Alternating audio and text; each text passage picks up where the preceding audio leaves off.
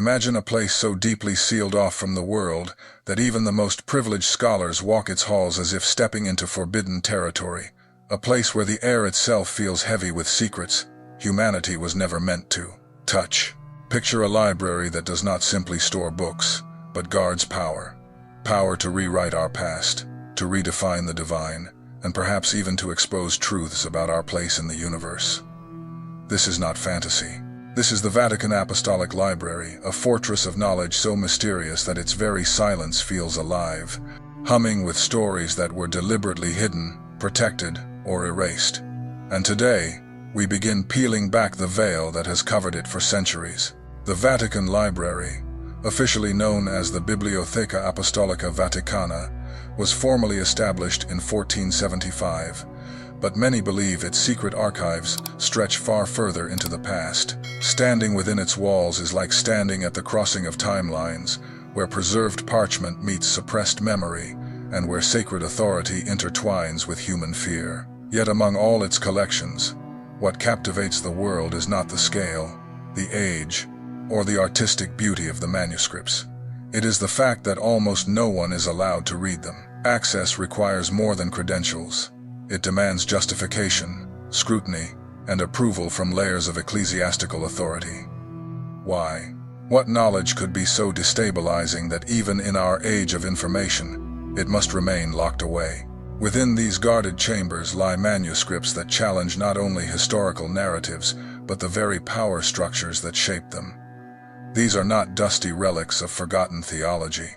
They are texts the Church deemed dangerous texts, capable of reframing faith, redefining morality, and dismantling centuries of curated doctrine. They whisper versions of history where saints become rebels, traitors become prophets, and the divine no longer fits cleanly within the boundaries that institutions have drawn for it.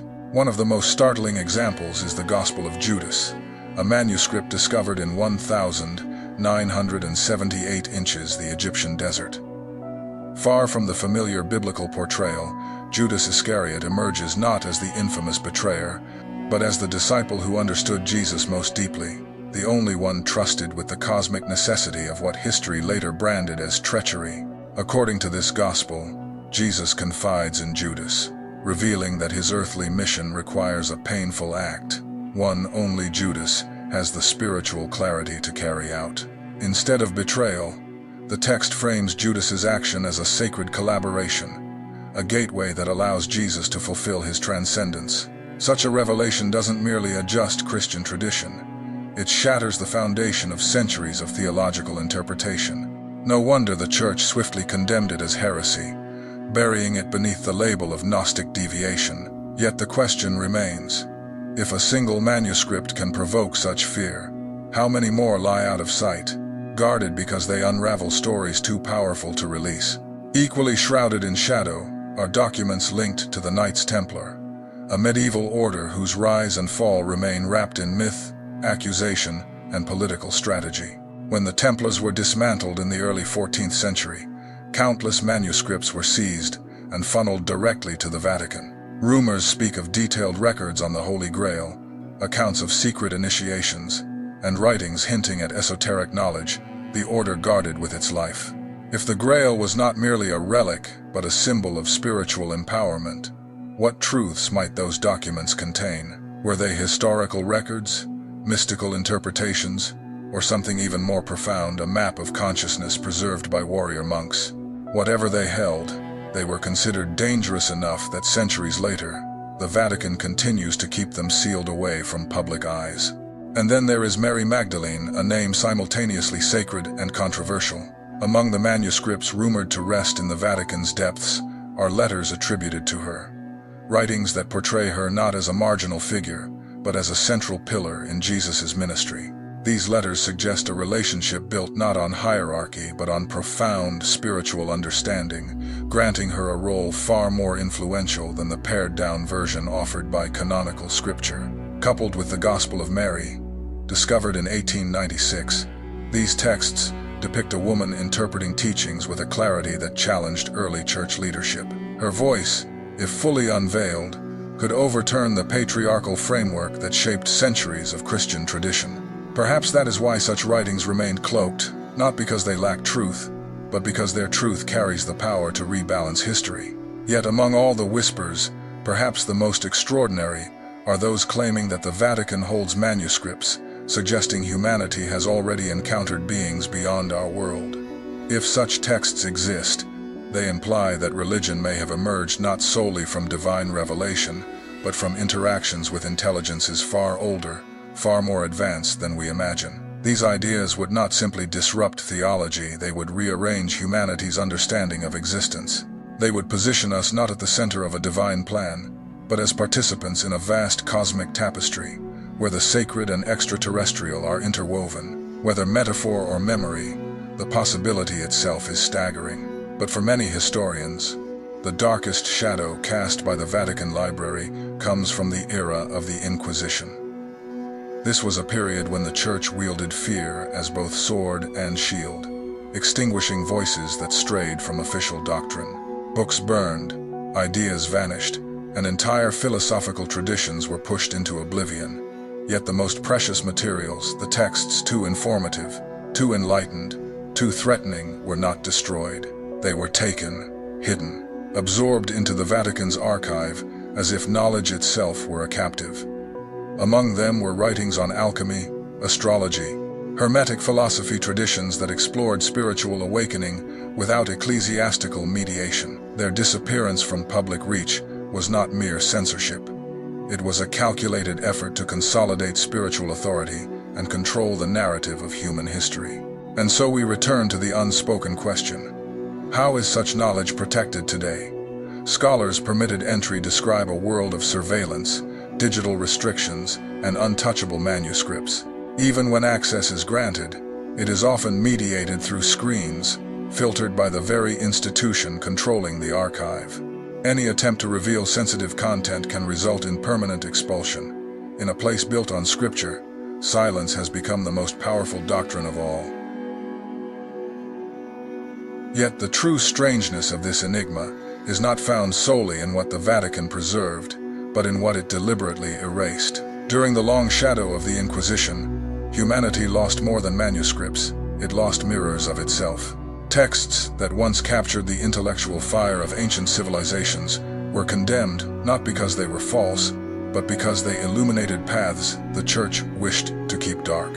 Imagine the philosophies of Aristotle and Plato, voices of inquiry that shaped Western thought, filtered, rewritten, or removed entirely when their ideas clashed with institutional doctrine. Or consider the Hermetic tradition, rooted in ancient Egypt, offering a view of divinity, not bound by dogma, but discovered through personal awakening. Teachings that encouraged humans to seek the spark of the cosmos within themselves were seen as a spiritual rebellion, and rebellions, throughout history, are rarely tolerated by those who thrive on control.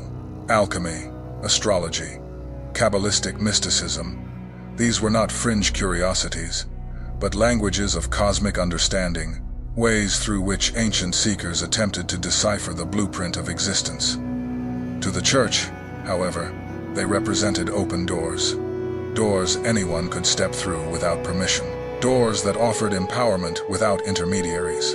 If knowledge becomes liberation, then ignorance becomes a tool, and that is the quiet genius of censorship.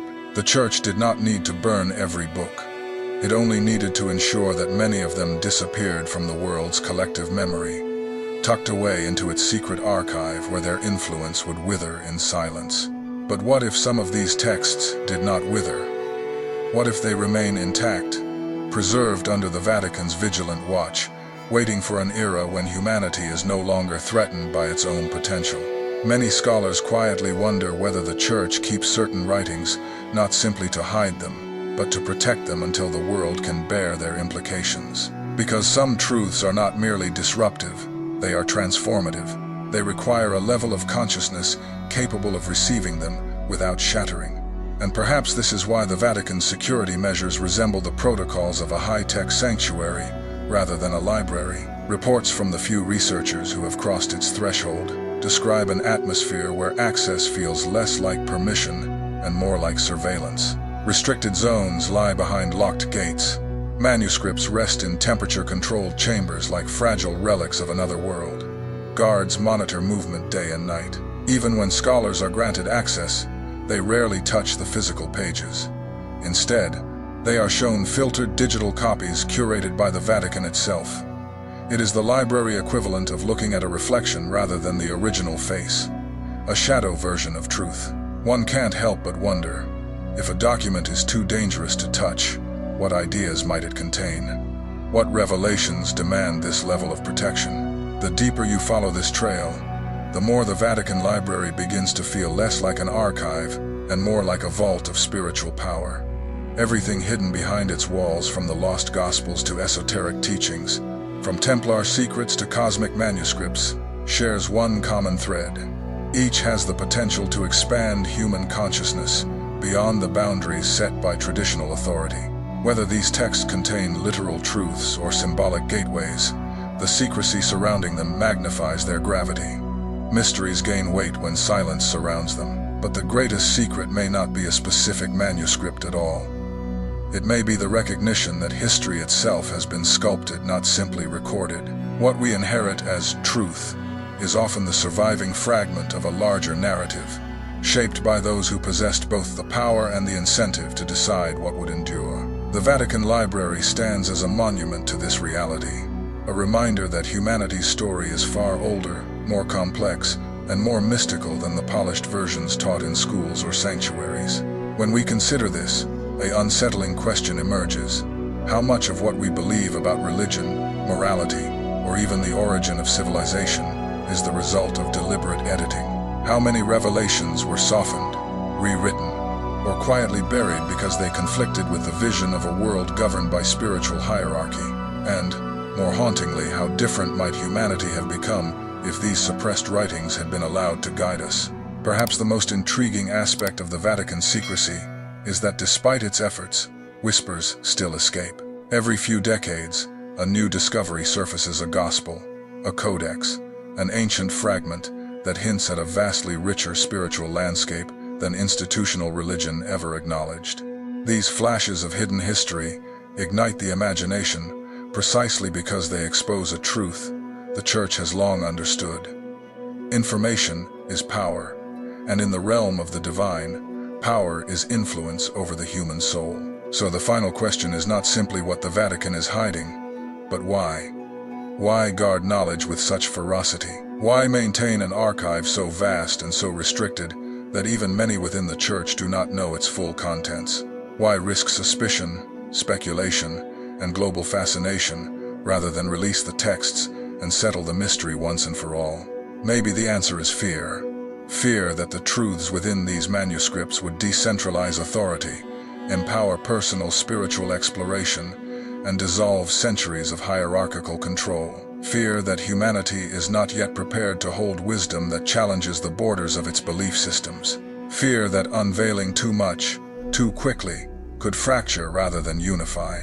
Or perhaps the answer is more hopeful than we imagine. Perhaps the Vatican guards these texts, not as a dragon guards treasure, but as a guardian protects a flame, shielding it from winds that could extinguish it before its time.